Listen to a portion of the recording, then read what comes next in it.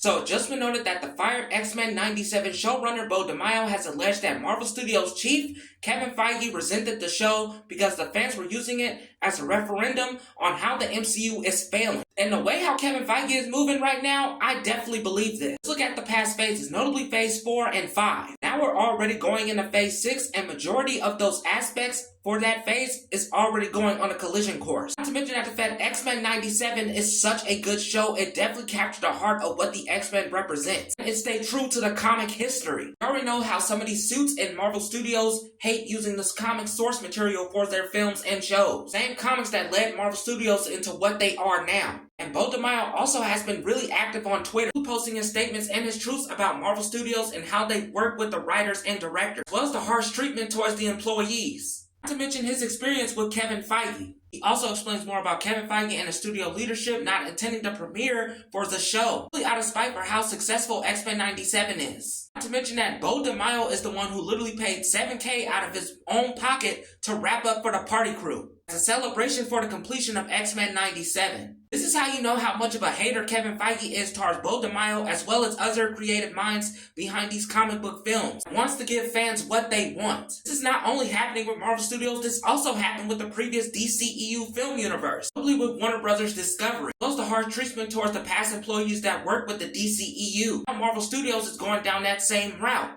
Speaking of more Marvel news, it's also noted that the Marvel's director Nia Dacosta says that the lack of a solid script was one of her issues with the film. She quotes, "which is always going to wreak havoc on the whole process." I'm definitely not surprised by this, considering the fact how the Marvels turned out. Not to mention, this is not the vision of the Marvels that Nia Dacosta had in mind. Enjoyed some aspects of the Marvels, but this film definitely had some issues, notably with the writing. There had to be some sort of studio interference. I'm glad that a lot of writers and directors for these shows and films at Marvel Studios are speaking out. Hopefully some of the actors in the MCU will do the same. Hopefully their behind-the-scenes experiences with Marvel Studios. This isn't an issue with comic book films, this is an issue with Hollywood in general. Your thoughts on these Marvel Studios updates?